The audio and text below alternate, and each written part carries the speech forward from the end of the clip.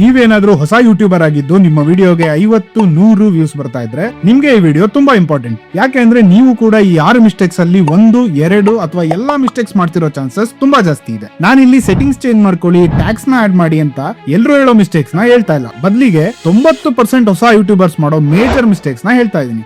So let's begin. ಮೊದಲ mistake, not valuing your viewer.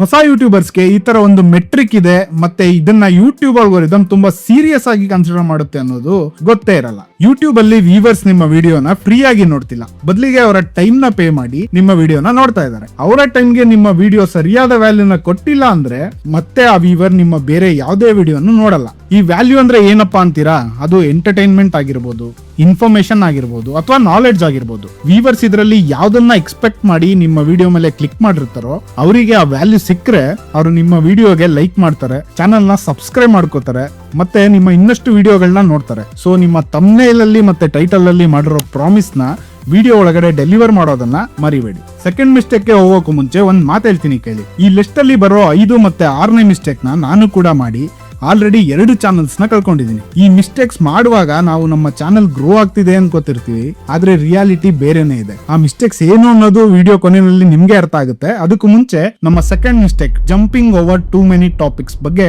ತಿಳ್ಕೊಳ್ಳೋಣ ಬನ್ನಿ. ಹೊಸ ಯೂಟ್ಯೂಬರ್ಸ್ 1-2 ವಿಡಿಯೋನ ಅಪ್ಲೋಡ್ ಮಾಡ್ತಾರೆ. ಯಾವಾಗ ವ್ಯೂಸ್ ಬರಲ್ವೋ ಅವಾಗ ಮತ್ತೆ ಬೇರೆ ಟಾಪಿಕ್ಸ್ ಮೇಲೆ ವಿಡಿಯೋ ಮಾಡೋಕೆ ಶುರು ಮಾಡ್ತಾರೆ. ಒಂದ್ ಅರ್ಥ ಮಾಡ್ಕೊಳ್ಳಿ, ಸ್ಟಾರ್ಟಿಂಗ್ 10 to 20 ವಿಡಿಯೋಸ್ 90% ಚಾನಲ್ಸ್ಗೆ ವ್ಯೂಸ್ ಬರಲ್ಲ. ಯಾಕೆ ಅಂದ್ರೆ ಯೂಟ್ಯೂಬ್ ನಿಮ್ಮ ಮೆಟಾ ಡೇಟಾ ಬಿಲ್ಡ್ ಮಾಡೋಕೆ ಒಂದು 10ರಿಂದ 20 ವಿಡಿಯೋನ ತಗೊಳುತ್ತೆ. ಈ 20 ವಿಡಿಯೋದ ಟೈಟಲ್, ಡಿಸ್ಕ್ರಿಪ್ಷನ್ ಅಲ್ಲಿ ನಿಮ್ಮ ನೀಶ್ಗೆ ತಕ್ಕಂತ ಕರೆಕ್ಟ್ ಕೀವರ್ಡ್ಸ್ ಇದ್ರೆ ಅವಾಗ ಯೂಟ್ಯೂಬ್ ನಿಮ್ಮ ವಿಡಿಯೋನ ರೈಟ್ ಆಡಿಯನ್ಸ್ ಗೆ ಸಜೆಸ್ಟ್ ಮಾಡುತ್ತೆ. ಅದು ಬಿಟ್ಟು ವ್ಯೂಸ್ ಬರ್ತಾ ಇಲ್ಲ ಅಂತ ನೀವು ಒಂದಿನ ಗೃಹಲಕ್ಷ್ಮಿ ಯೋಜನೆ ಬಗ್ಗೆ, ಇನ್ನೊಂದ್ ದಿನ ಮನಾಲಿ ಟೂರ್ ಬಗ್ಗೆ, ಮತ್ತೊಂದ್ ದಿನ ಹೊಸದಾಗಿ ರಿಲೀಸ್ ಆಗಿರೋ ಫೋನ್ ಬಗ್ಗೆ ವಿಡಿಯೋ ಮಾಡಿದ್ರೆ ನಿಮ್ಮ ವಿಡಿಯೋನ ಯಾರಿಗೆ ತೋರಿಸಬೇಕು ಅಂತ ಯೂಟ್ಯೂಬ್ ಕನ್ಫ್ಯೂಸ್ ಆಗಿ ಇಂಪ್ರೆಷನ್ಸ್ ನ ಕಳ್ಸೋದನ್ನ ನಿಲ್ಸುತ್ತೆ. ಸೊ ಆದಷ್ಟು ಒಂದು ನಿಶಲ್ಲಿ ಕನ್ಸಿಸ್ಟೆಂಟ್ ಆಗಿ ವಿಡಿಯೋಸ್ ನ ಮಾಡಿ. ಇನ್ನು ಕೆಲವು ಹೊಸ ಯೂಟ್ಯೂಬರ್ಸ್ ಯಾರೋ ಕೊಟ್ಟಿರೋ ಅಡ್ವೈಸ್ ನ ತಗೊಂಡು ಒಂದೇ ನಿಶಲ್ಲಿ ಎವ್ರಿ ಡೇ ಅಥವಾ ದಿನಕ್ಕೆ 2-3 ವಿಡಿಯೋನ ಅಪ್ಲೋಡ್ ಮಾಡ್ತಾರೆ. ಇದೇ ನೀವು ಮಾಡೋ 3ನೇ mistake.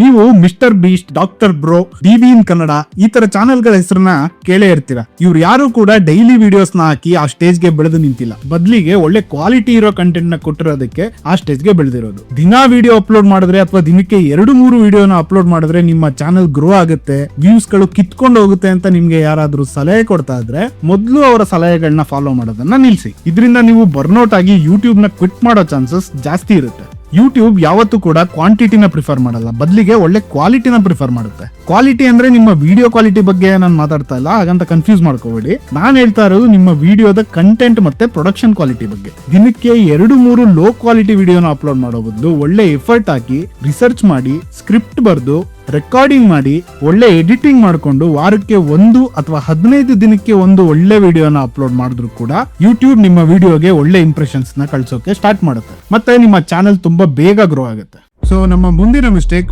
Poor audio clarity.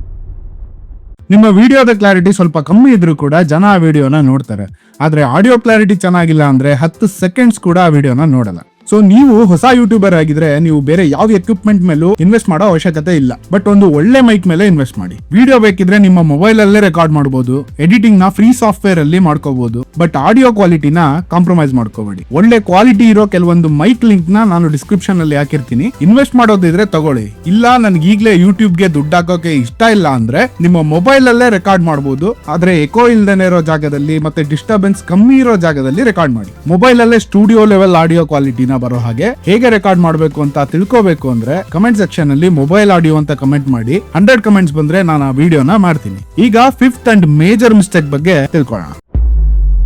Sharing your video.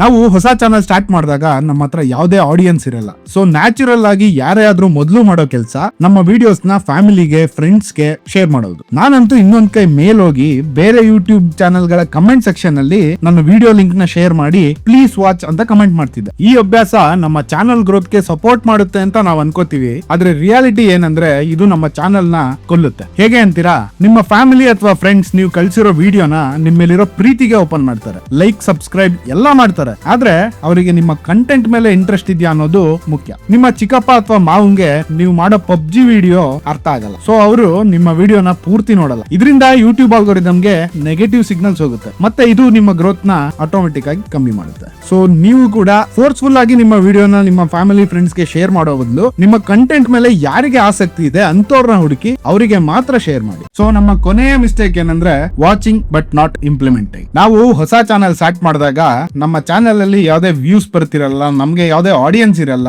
ಮತ್ತೆ ನಾವು ಯೂಟ್ಯೂಬ್ ಅಲ್ಲಿ ಏನ್ ಮಾಡ್ಬೇಕು, ಏನ್ ಮಾಡಿದ್ರೆ ವ್ಯೂಸ್ ಬರುತ್ತೆ ಅನ್ನೋದು ತಿಳ್ಕೊಳ್ಳೋ ಆಸಕ್ತಿ ತುಂಬಾ ಜಾಸ್ತಿ ಇರುತ್ತೆ. ಸೊ ನಾವು ಅವಾಗ ಏನ್ ಮಾಡ್ತೀವಿ, ಕೆಲವೊಂದು ಯೂಟ್ಯೂಬ್ ಗ್ರೋತ್ ಚಾನೆಲ್ಸ್ ಗಳನ್ನ ಓಪನ್ ಮಾಡಿ ಅವರ ಸಲಹೆಗಳನ್ನ ಕೇಳ್ಕೊತೀವಿ. ಆದ್ರೆ ಅಲ್ಲಿ ಸಿಗುವಂತ ಸಲಹೆಗಳನ್ನ ನಾವು ನಮ್ ಚಾನಲ್ ಅಲ್ಲಿ ಇಂಪ್ಲಿಮೆಂಟ್ ಮಾಡಲ್ಲ. ಇದು ನೀವು ಮಾತ್ರ ಅಂತಲ್ಲ, ಕಾಮನ್ ಆಗಿ ಎಲ್ಲಾ ಹೊಸ ಯೂಟ್ಯೂಬರ್ಸ್ ಮಾಡೋ ಮಿಸ್ಟೇಕ್ ಕೂಡ ಇದನ್ನ. ನಾವು ಯಾವ್ದನ್ನ ಕೇಳ್ಕೊತೀವಿ ಅದನ್ನ ಇಂಪ್ಲಿಮೆಂಟ್ ಮಾಡಕ್ ಹೋಗಲ್ಲ. ಅದನ್ನ ಇಂಪ್ಲಿಮೆಂಟ್ ಮಾಡದೆ ನಾನು ಹೊಸದಾಗಿ ಏನೋ ಕಲಿತಾ ಇದೀನಿ ಅಂತ ಅನ್ಕೊಂಡು ಸುಮ್ನಾಗ್ ಹೋಗ್ತೀವಿ. ಯಾವಾಗ್ಲೂ ಅಷ್ಟೇ, ಆತರ ಚಾನೆಲ್ಸ್ ಗಳನ್ನ ನೋಡಿ ಯಾವ ವಿಷಯಗಳನ್ನ ತಿಳ್ಕೊತೀರಾ ಅದನ್ನ ನಿಮ್ ಚಾನಲ್ ಅಲ್ಲಿ ಹೇಗೆ ಅಳವಡಿಸ್ಕೋಬೇಕು ಅಂತ ಥಿಂಕ್ ಮಾಡಿ ಅದನ್ನ ಇಂಪ್ಲಿಮೆಂಟ್ ಮಾಡಿ. ಅವಾಗ ನಿಮ್ ಚಾನಲ್ ಆಟೋಮೆಟಿಕ್ ಆಗಿ ಗ್ರೋ ಆಗುತ್ತೆ. ಸೊ ನೀವಿವಾಗ ಹೊಸ ಯೂಟ್ಯೂಬರ್ಸ್ ಮಾಡೋ 6 ಮೇಜರ್ ಮಿಸ್ಟೇಕ್ ಗಳನ್ನ ಅರ್ಥ ಮಾಡ್ಕೊಂಡಿದ್ದೀರಾ. ಆದ್ರೆ ಯೂಟ್ಯೂಬ್ ಆಲ್ಗೋರಿದಮ್ ಹೇಗೆ ವರ್ಕ್ ಆಗುತ್ತೆ ಅನ್ನೋದು ನಿಮ್ಗೆ ಅರ್ಥ ಆಗಿಲ್ಲ ಅಂದ್ರೆ ನಿಮ್ಮ ಚಾನಲ್ ಯಾವತ್ತೂ ಗ್ರೋ ಆಗಲ್ಲ. ಅದು ಏನು, ಯೂಟ್ಯೂಬ್ ಆಲ್ಗೋರಿದಮ್ ಹೇಗೆ ವರ್ಕ್ ಆಗುತ್ತೆ ಅನ್ನೋದನ್ನ ತಿಳ್ಕೊಳ್ಳೋಕೆ ಸ್ಕ್ರೀನ್ ಮೇಲೆ ಕಾಣಿಸ್ತಾ ಇರೋ ವಿಡಿಯೋ ಮೇಲೆ ಕ್ಲಿಕ್ ಮಾಡಿ. ನಾನ್ ನಿಮ್ಗೆ ಅಲ್ಲೇ ಸಿಗ್ತೀನಿ. ವಿಡಿಯೋ ಇಷ್ಟ ಆಗಿದ್ರೆ ಲೈಕ್ ಮತ್ತೆ ಸಬ್ಸ್ಕ್ರೈಬ್ ಮಾಡೋದನ್ನ ಮರಿಬೇಡಿ.